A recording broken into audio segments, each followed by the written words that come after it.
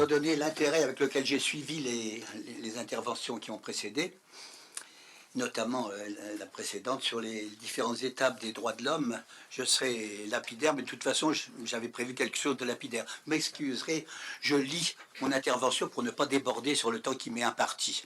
Donc, je m'en tiendrai là. Ne croyez pas que je me désintéresse de l'assistance, mais voilà.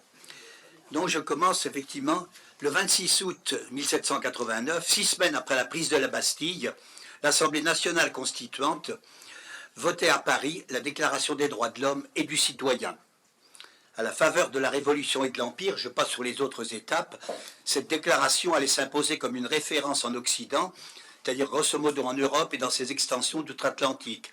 Mais les États-Unis, comme il a été précisé, avaient déclaré leur indépendance plusieurs années auparavant, en juillet 1776, appuyés par la France, et avaient également présenté un texte qui ferait foi, qui ferait concurrence en quelque sorte à la France en matière de déclaration de droits et de l'homme et des citoyens. En réalité, d'ailleurs, que ce soit en Amérique ou en France, quel droit pour les Indiens massacrés?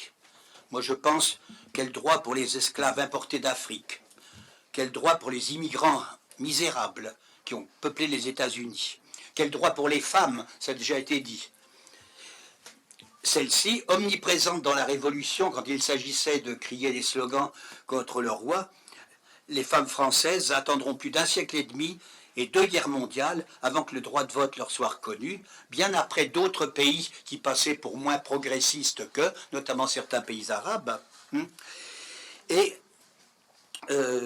avant que leur droit de vote soit reconnu en 1945 par ce que j'appelle le grand général, on a deviné, par le général, sous le règne du général de Gaulle.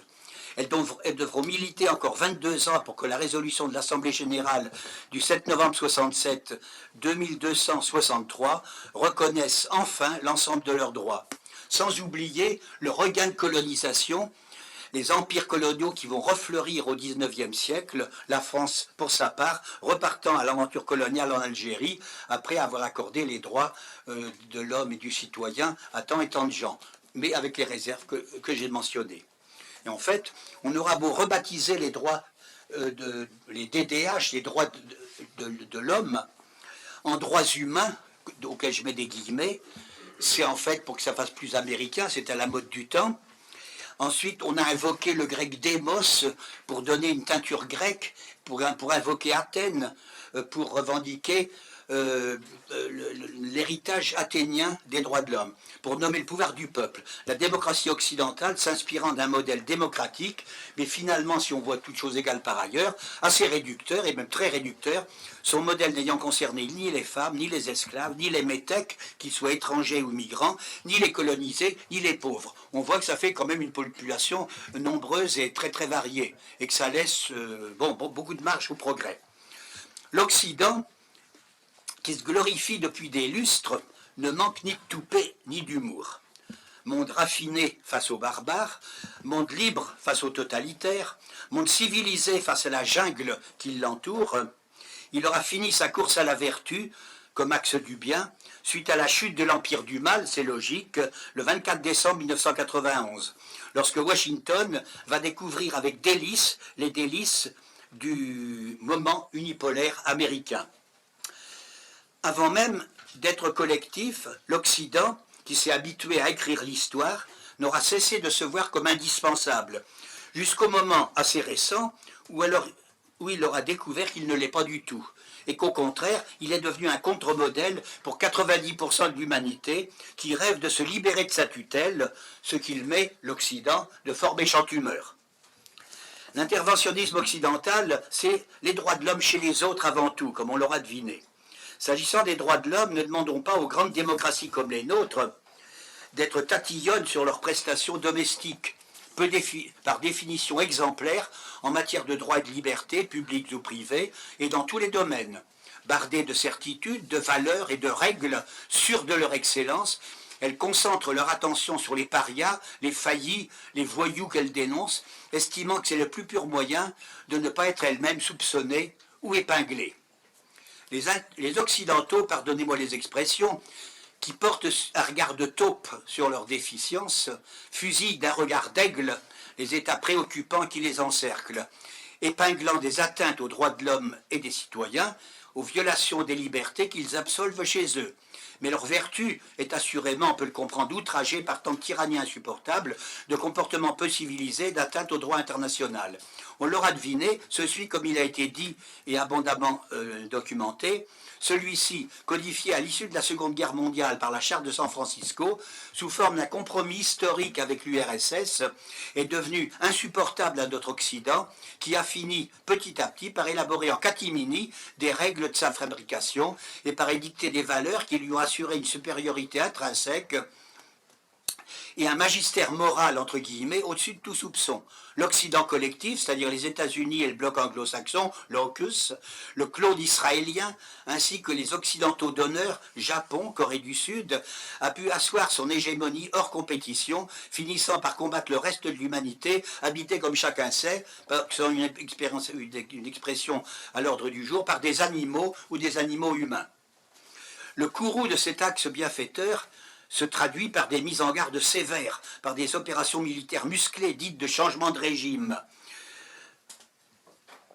par le biais de bombardements démocratiques, reliés souvent par des sanctions et des mesures illégales dont l'Occident se réserve le monopole.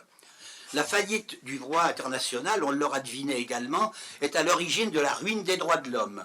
C'est au nom de la démocratie, des libertés démocratiques, du respect des droits de l'homme, ou de sa version anglo-saxonne, que sont perpétrées par l'Occident ces innombrables guerres d'agression ou conflits globaux qui constituent des crimes par excellence dans la hiérarchie établie à l'issue de la Deuxième Guerre mondiale par le tribunal de Nuremberg. Classique ou hybride, par procuration souvent, sous forme de blocus, d'embargo, de sanctions, de mesures coercitives dont l'efficacité est démultipliée par l'extraterritorialité des lois américaines, ces guerres d'agression jamais déclarées sont évidemment illégales et portent atteinte massivement aux droits des États et de leurs peuples, constitués, rappelons-le, d'êtres humains. J'insiste là-dessus. Elles s'accompagnent bien sûr, de violations massives des droits de l'homme, de la femme, de l'enfant, d'atteintes permanentes aux libertés.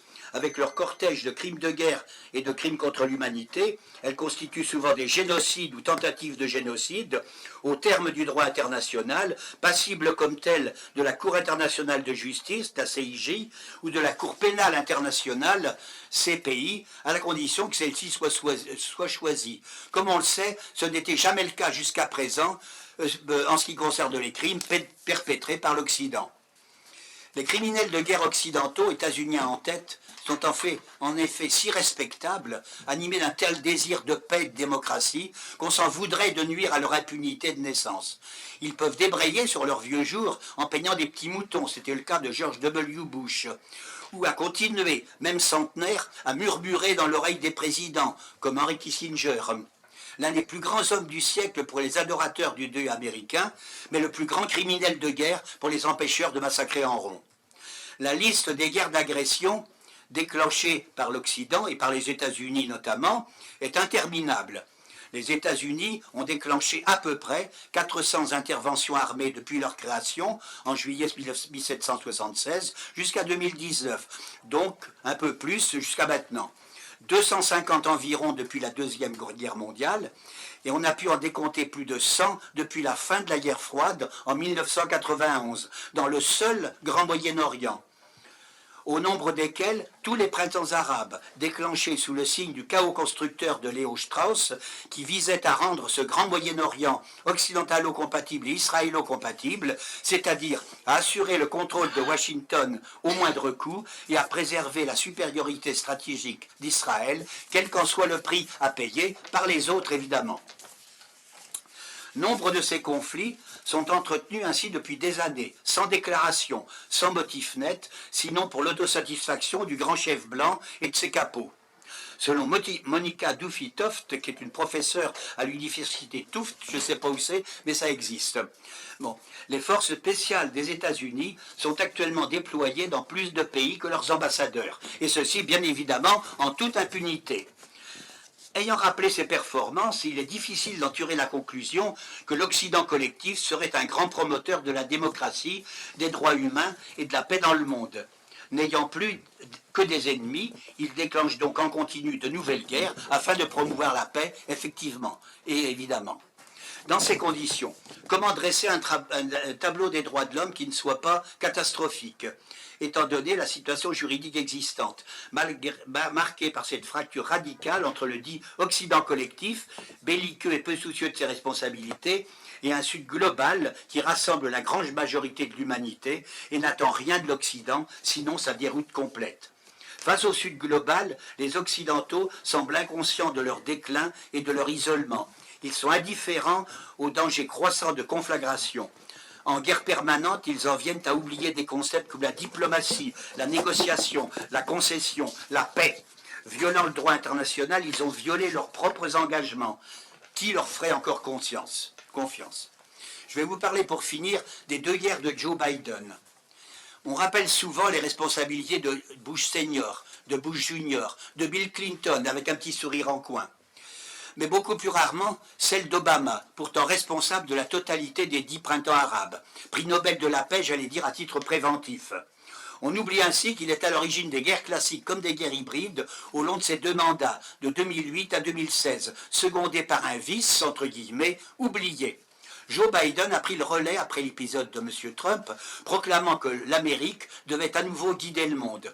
Le 20 octobre 2023, c'est-à-dire il y a 1 mois et demi à peu près, ou moins de 2 mois en tout cas, entre 2 sommets et un sommet, il lance à la Maison-Blanche son second message à la nation. Ce matin, je suis rentré d'Israël, premier président américain à s'y rendre en temps de guerre. J'ai vu des Israéliens qui avaient vécu l'horreur de l'attentat perpétré par le Hamas le 7 octobre. Le Hamas est le mal à l'état pur et Israël un peuple fort, résilient, en colère. On n'en saura jamais davantage. De Palestiniens, en tout cas, il n'a vu que Mahmoud Abbas, ce qui est peu de choses, il aurait parlé d'autodétermination. Ce n'est pas une priorité pour M. Biden, a priori. L'assaut contre Israël, poursuit-il, fait écho à 20 mois de guerre, de tragédie, de brutalité, depuis l'invasion de l'Ukraine par Poutine. Le Hamas et Poutine sont des menaces différentes, mais ils veulent anéantir une démocratie, ce qui n'est pas beau. L'Ukraine et Israël. Le Hamas veut la destruction d'Israël et tuer le peuple juif. Poutine nie l'existence et le statut d'État de l'Ukraine. Sans le soutien des États-Unis et de leurs alliés, précise-t-il gentiment, l'Ukraine ne vivrait pas plus d'une semaine.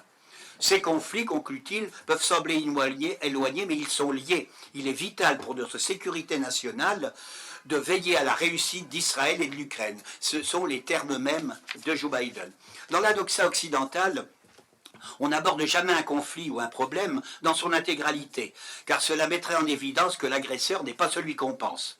La guerre d'Ukraine n'a pas commencé le 22 février 2022 avec l'opération spéciale de la Russie, mais en 2014 avec le coup d'État du Maïdan fomenté ouvertement par les États-Unis, qui s'en vantent, et couvert par la France et l'Allemagne, dont les dirigeants, respectivement M. Hollande et Mme Merkel, avoueront leur inaction commandé de Washington après les accords de Minsk. De la même façon, l'histoire de la guerre entre les Palestiniens et Israël n'a pas commencé le 7 octobre 2023 à Gaza, contrairement à ce que disent nos médias. Et il ne s'agit pas d'une guerre du Hamas contre Israël. Vue par l'occupant, la résistance palestinienne, assimilée au mouvement islamiste pour les raisons que l'on sait, concerne le nord de Gaza. En réalité, il s'agit du 3e soulèvement de l'intifada de la résistance palestinienne, impliquant le Hamas, le djihad islamique, le FPLP, de diverses factions de l'OLP, dans une guerre qui dure depuis 75 ans, à savoir depuis la création de l'État d'Israël en 1948. Le plan de partage imposé par les Nations Unies, malgré l'opposition des Arabes, et certains vols légaux obtenus sous forte pression, mais pour les Palestiniens dépossédés d'une bonne partie de leurs terres, le plan est totalement illégitime, totalement. Torturés par leur remords suite à l'Holocauste des Juifs, les Européens, l'Allemagne et la France en particulier, avaient fait payer par les Arabes le crime monstrueux dont ils étaient eux-mêmes responsables. Or, un peuple occupé, colonisé ou soumis à l'apartheid a un droit absolu à l'autodéfense et à la lutte contre ses oppresseurs par tous les moyens. En droit international, on le répétera, le concept de terrorisme n'existe pas. On peut le répéter, il n'existe pas. Avec son cortège de guerre de 1948, 56, 67, 73, d'annexion, de colonisation illégale, intensive, de répression, d'intervention au Liban, à Gaza, Le conflit israélo-palestinien n'a jamais cessé. Créé par une résolution des Nations Unies, l'État sioniste a ignoré les innombrables résolutions du Conseil de sécurité. J'en ai recensé 260, excusez du peu, ou de l'Assemblée générale, à peu près autant, bénéficiant d'une impunité totale assurée par le veto américain ou français ou britannique, le cas échéant. Concernant les Palestiniens, les droits de l'homme ont tous été violés continuellement et sans vergogne, tandis que le territoire soi-disant attribué à un État palestinien éventuel a été grignoté, passant de 46 ou 47% de la Palestine à 6 ou 7% aujourd'hui. Les calendriers de négociation de Madrid, d'Oslo et autres sont restés totalement lettres mortes. 75 ans plus tard, les Palestiniens ont déclenché l'ouragan Toufan el-Aqsa, c'est-à-dire ça veut dire le déluge en fait d'El-Aqsa, contre l'usurpation, l'occupation, la colonisation et l'état d'apartheid. Au bout de 2 mois, il y a un tel bilan que on a signalé des chiffres, je ne leur mentionnerai même pas, c'est un débat, c'est un bilan, c'est époustouflant, c'est un débat, c'est un bilan monstrueux, des dizaines de milliers de Palestiniens tués, dont les 2/3 de femmes et d'enfants, y compris des journalistes, des avocats, des personnels médicaux, 40 ou 50 000 blessés, on ne sait pas trop, dont toujours les 3/4 de femmes et d'enfants, des femmes enceintes laissées sans moyens de base dans des conditions de vie atroces. Du fait des bombardements massifs, au moins 2 millions ou 2,5 millions de Gazaouis ou plus se retrouvent sans logement, exposés au froid, aux couvertures, sans eau, sans nourriture, sans soins médicaux. On recense 300 ou 400 000 habitations endommagées, voire détruites. Des dizaines de familles ont disparu des registres et des milliers sont ensevelis encore sous les décombres. Et les bombardements se poursuivent, toujours plus violents. Début décembre, on disait que l'aviation sioniste avait déversé sur Gaza l'équivalent de 3 bombes Hiroshima. L'opération en cours sous nos yeux, au vu et au su de toute la communauté internationale, est un génocide, annoncé et revendiqué comme tel par ses promoteurs israéliens. Il n'y a pas de bonne éducation à le dire, puisque ce sont des personnages haut placés qui le disent et qui en sont fiers. C'est un génocide. La situation en Cisjordanie, par ailleurs, poursuit sa dégradation. Et les sionistes ne cachent pas leurs intentions à venir.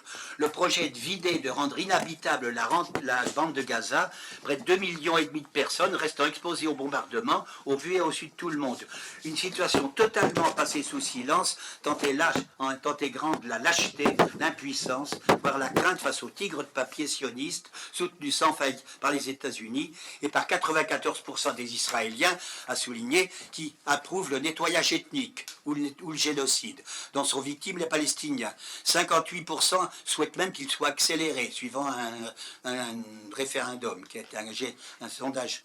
Un génocide est mené par les petits-enfants de l'Holocauste, avec le soutien total de l'Amérique et de l'Occident collectif, dont Israël est le gourou.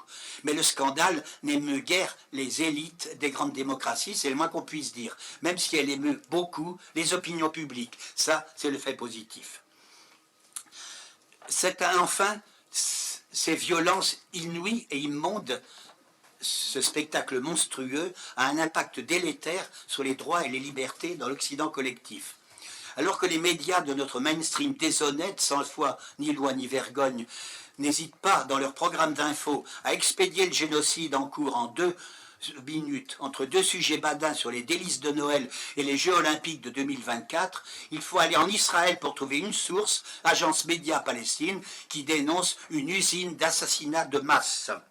Pour le reste, l'info sur les médias français, par exemple, dénote une servilité rare à l'égard du pouvoir en place. Je parle du pouvoir chez nous. Depuis 2022 et le début de l'opération spéciale russe en Ukraine, il était quasiment convenu que, sauf dans quelques oasis privilégiées, il fallait payer un ticket d'entrée, qualifier Poutine de fou ou de tyrannique, décrire l'armée russe comme idiote ou obsolète, Zelensky comme génial démocratique et son armée ukrainienne comme ultra-performante. Les choses ont changé. Sans le dire. L'atmosphère est empoisonnée toujours, par contre, par ces effluves de mensonges, de chantage ou de bêtises. Mais de nombreux imposteurs ont été sauvés par le gong de la guerre Israël-Hamas, qui leur a donné l'occasion de changer de sujet. Le nouveau code d'entrée en vogue dans le mainstream est de reconnaître, entre guillemets, que le Hamas est un groupe terroriste. Des interviewés comme Dominique de Villepin, pourtant ancien ministre des Affaires étrangères et ancien Premier ministre d'ailleurs, ont été confrontés à cette tyrannie, et il faut leur reconnaître qu'ils en sont vaillamment, ils y ont fait vaillamment front et s'en sont très bien sortis. Mais on devrait s'émouvoir de l'impact de cette atmosphère quant aux droits et aux libertés du côté européen de l'axe du bien, où paroles et écrits passent peu à peu sous haute surveillance, qu'on le veuille ou non. Car la ruine du droit international a fait tache d'huile chez les agresseurs. Leurs États ne sont plus que des démocraties résiduelles où le discours marque une pratique d'étouffement progressif des droits et libertés et la glissade vers une culture totalitaire qui est traquée sans répit dans la jungle que nous fustigeons. Il est conseillé de justifier le génocide en cours en Palestine, mais cacher que l'éruption du 7 octobre 2023 constitue le troisième soulèvement palestinien contre l'usurpation, l'oppression, la colonisation et le génocide permanent, méthodiquement mené depuis 1948 avec l'appui tacite de l'Occident. Alors, justifier ce génocide ne serait-il pas une participation implicite au dit génocide? On le verra bien quand la CPI, quand la Cour pénale internationale s'éveillera, si elle s'éveille un jour, ou bien quand l'axe du bien aura perdu la partie, ce qui ne serait de tort, c'est parti d'un bon pied dans cette direction. Voilà, merci.